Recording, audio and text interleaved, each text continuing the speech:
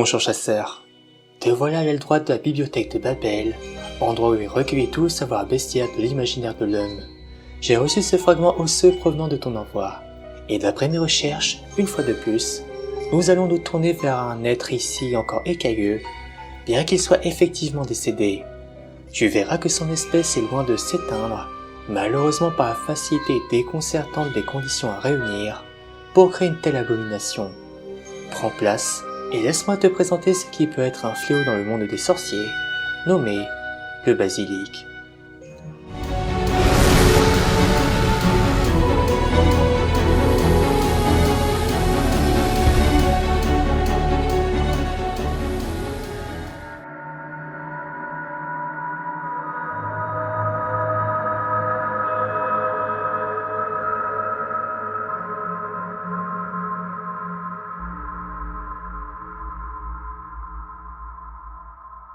La lumière a glissé sur une peau de serpent gigantesque, d'un vert vif et vénéneux, gisant enroulé et vide sur le sol du tunnel.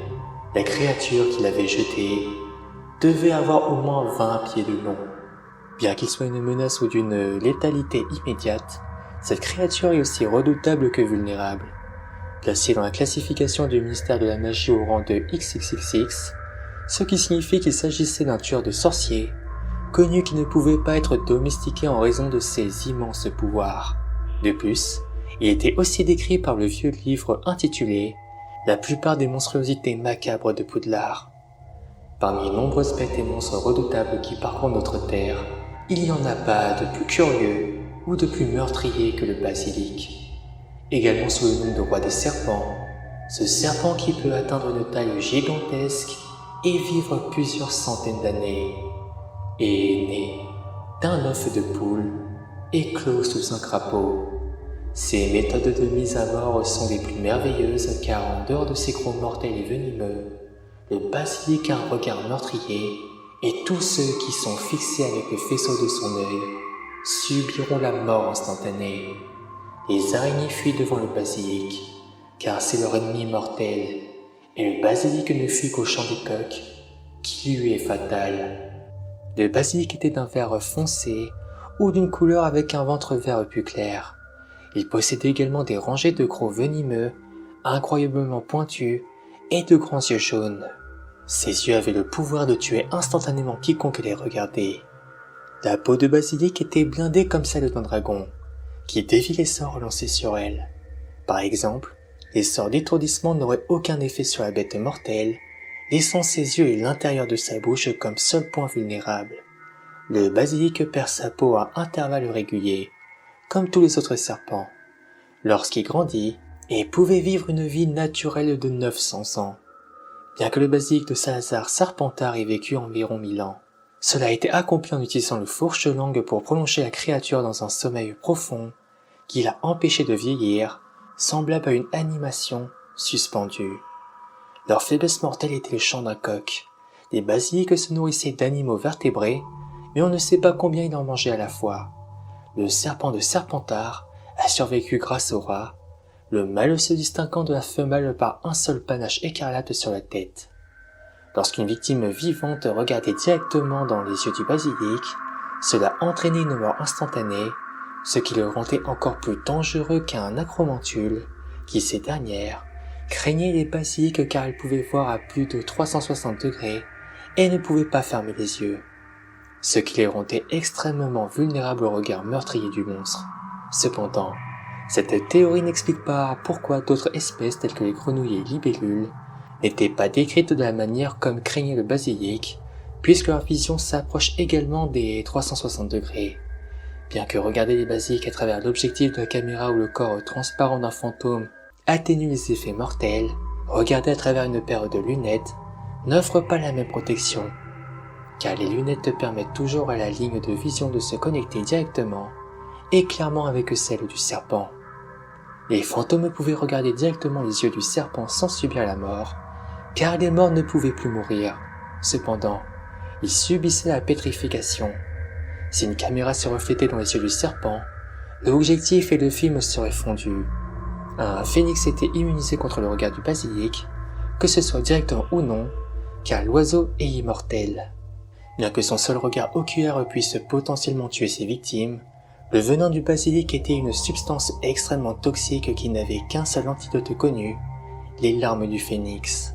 Le venin de basilic était si puissant qu'il pouvait tuer une personne en quelques minutes, la rendant somnolente et ayant une vision floue avant sa mort. Il avait un effet de très longue durée qui restait puissant même jusqu'à 5 ans ou plus après la mort du serpent. Il pouvait également endommager les objets inanimés si profondément qu'ils étaient impossibles à restaurer, et c'était donc l'une des rares substances suffisamment puissantes pour détruire un Horcrux. Lorsque Harry Potter tua le serpent de Serpentard avec l'épée de Gryffondor en 1992, l'épée s'imprégna du venin du basilic, lui donnant la capacité de détruire par chance un Horcrux. Cependant, le venin était toxique seulement au contact interne d'un corps. Cette créature lugubre élevée par un sorcier et dotée d'un pouvoir énorme, ce serpent géant extrêmement venimeux long d'au moins 15 mètres de long, et en général de couleur verte brillante avec de longs crocs fins et des yeux jaunes bulbeux. Le premier basilic fut créé par Herpo le Fool il y a environ des milliers d'années, en faisant éclore un œuf de poule sous un crapaud, ce qui donna naissance à la créature connue sous le nom de basilic. On ne sait pas pourquoi il y avait des basilics mâles et femelles, car ils étaient produits par un œuf de poule couvé par un crapaud. Cependant, il était possible que les basilics étaient capables de se reproduire car Moody avait un cadeau qu'il pensait être un œuf de basilic bien déguisé, suggérant que les basilics pouvaient pondre des œufs. Un basilic, également connu sous le nom de roi des serpents, peut vivre au moins 900 ans avec un approvisionnement alimentaire adéquat. Et comme il peut manger la plupart des vertébrés y compris les humains, ceci n'est pas difficile à réaliser. Le mâle se distingue de la femelle par le panache écarlate sur sa tête, mais les basilics sont généralement élevés par magie plutôt que normalement. L'élevage de basilic est interdit depuis l'époque médiévale et relève aujourd'hui de l'interdiction de l'élevage expérimental, mais cette loi fut rarement été enfreinte. Une limite plus naturelle et plus efficace à la reproduction était le simple fait que les créatures étaient incontrôlables sauf par le fourche-langue, et donc tout aussi dangereuses pour les sorciers noirs que pour les autres sorciers et moldus. Il se pouvait même qu'ils soient aussi à l'origine de la présence de coqs par les sorciers dans chaque ferme ou village sorcier ou moldu, assurant une protection aux habitants sans même qu'ils en soient conscients. Lorsqu'il a été déchaîné par l'héritier de Serpentard en utilisant le fourche-langue, le basilic qui vivait dans la chambre des secrets a fouillé le château à la recherche de sa proie, des étudiants nés de moldus, qu'ils pouvaient apparemment identifier en sentant leur sang en errant dans les tuyaux. Regarder un basilic directement dans les yeux provoque une mort instantanée ou une pétrification par le biais d'un objet réflecteur, comme nous l'avons vu.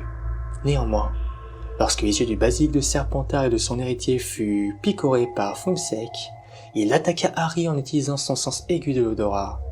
Harry a tué le basilic en enfonçant une épée dans le toit de sa bouche, le bras d'Harry étant transpercé par un des crocs du basilic, dont le poison a failli le tuer. Outre ses pouvoirs magiques spécifiques et sa longue durée de vie, de nombreuses caractéristiques du basilic découlent naturellement du fait qu'il s'agit d'un serpent.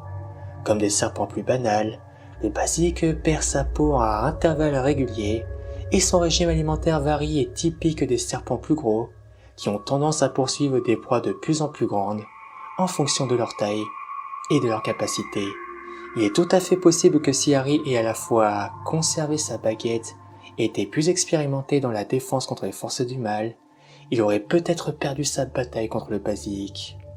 Dans le monde des âmes spectatrices, le basilic était une créature des légendes grecques et romaines. Décrite de diverses manières comme un serpent ou confondu avec la cocatrice, le basilic était né d'un œuf de poule éclos sous un crapaud, tandis que la cocatrice éclosait d'un œuf de poule incubé par un serpent, ou même une créature ressemblant à une vache. Un aspect commun des histoires est que le basilic pouvait tuer d'un regard ou d'un seul souffle, alors que l'on dit que le basilic légendaire ne pouvait être vaincu par une belette qui serait jetée dans le trou où vivait le basilic. La version de Rowling est vaincue par des coqs. Et c'est ici que les informations se terminent. J'aime ce bestiaire fantaisiste et c'est un peu dans cet esprit que ce lieu fut créé. Bien qu'il serve les intérêts de la bibliothèque à travers ses chasseurs, qui s'y réunissent ou que je convoque, je prends plaisir à voir ou à revoir ce que l'humanité peut créer de si facilement pour représenter la peur. Quoi qu'il en soit, je te laisse à présent. Tu sais comment et où trouver cette espèce. Il ne me reste plus qu'à te dire à bientôt, chasseur, en espérant te revoir à nouveau au plus tôt, si toutefois tu ne décides pas de faire couvrir un œuf par un quelconque califorme.